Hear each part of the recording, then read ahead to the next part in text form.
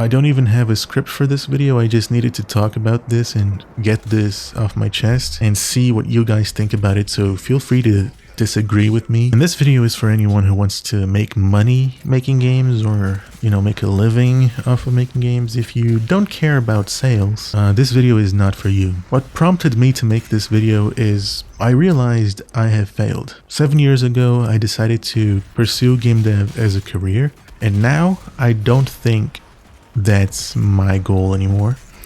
And I'm okay with it because I realized I've been doing everything the wrong way. Not making games as a hobby is I'm never going to stop making games as a hobby because I love it. It's honestly still fun. But the whole dream of making a game that you love so much and that people just randomly love it too, that kind of died a little bit for me. But you shouldn't take advice from me. As I said, I failed hard. I never published games. I have been avoiding it for all this time, focusing instead on just learning the craft without pursuing the other goals. So this entire video is kind of based off of 3 books that I read, one of them being The E-Myth Revisited, which is essentially talking about this, how most people, when they decide to start a business, they focus on the skill or craft and think that's enough. For my example, I like making games, so I focused 7 years of my life learning how to technically make games on a game engine, but I learned nothing about business, I learned nothing about marketing, I learned nothing about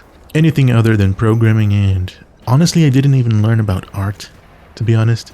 And game design, I like it, but I never put into practice what I learned on the internet about it. So I've been, just focusing on the technical part of it, which if you are successful, eventually you're going to delegate this to someone else, because it's just going to make life so much easier for both of you and the person you delegate the task to, because you are the entrepreneur. And game dev is entrepreneurship. There's no difference there. But a lot of people approach game development as like, oh, the more you love this, the more it's gonna sell, which is not true. I mean, loving a game is great.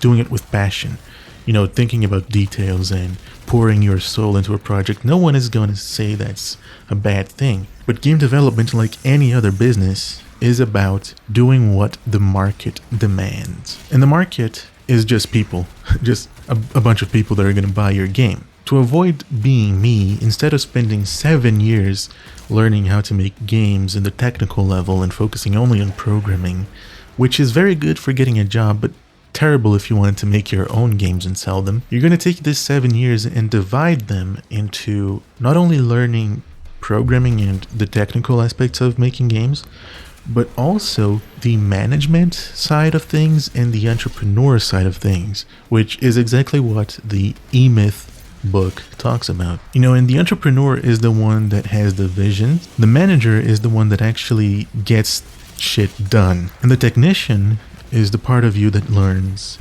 programming and game development as a craft. And management is learning time management skills, creating systems to automate the process, thinking of the future when you make more than one game, creating tools and setting deadlines and having a plan.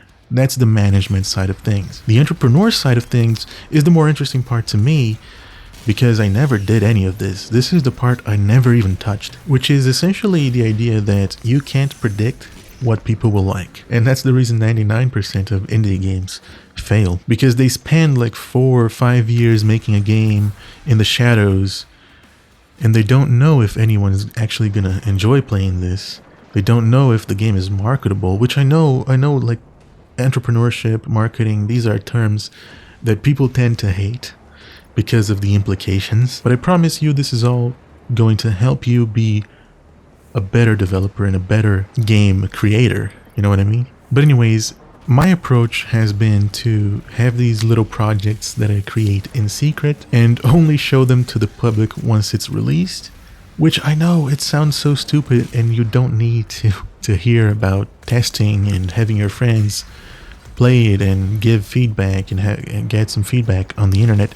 You have to do this, but we have to go a little further than that. Your goal in the beginning is to get good at creating prototypes and MVPs, which stands for minimum viable product, because that's what you're going to show people, and that's what you're going to post in the forums and get your idea out there. And I see a lot of people saying that they don't want to get their idea out there because someone is going to steal it. My friends, ideas are worth nothing. If someone steals your idea, most likely they're not going to act upon it, and now both of you are not executing the idea. Execution is king.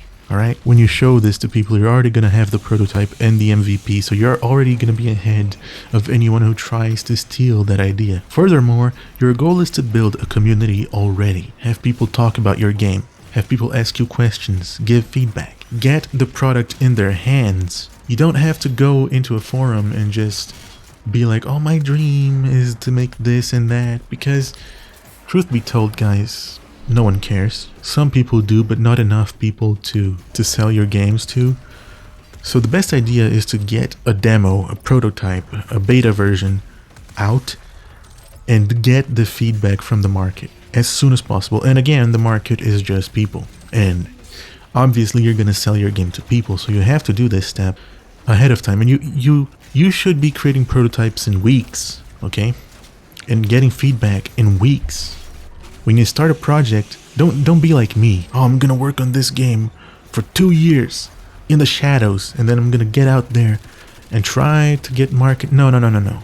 Weeks into the project's creation, you're already gonna be getting feedback, talking to people about your game, growing a community, getting testers, getting everything you can, all the resources you can to get this game out of the shadows and validate your idea.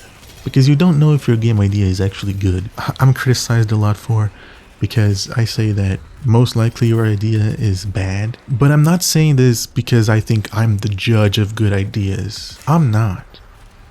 People are. People are judges of ideas, and they vote with their wallets and their time. So if your idea is good or bad, I'm not the one who decides that. It's the people. And I will happily say that I'm wrong if your idea turns out to be great. You should be making games that are different. But not only that, different in a way that people like. So that's a big challenge. So engage with the market. In other words, get out there, talk to people, show them your idea, and get validated. If it's a bad idea, don't fear to just turn the other direction, because failing, and here's the thing, people talk about fail fast. Fail fast is not about starting a project and then quitting even before you show anybody. No. You have only failed when you show your project to people and people either don't care or they don't like it. Both of these cases are failures, ideas that failed. You create an MVP, a prototype, you put it out there, and you observe the reception to this idea. So when people say you should fail fast, you should go validate your idea fast. And if it's bad, man, don't worry. You can have another idea.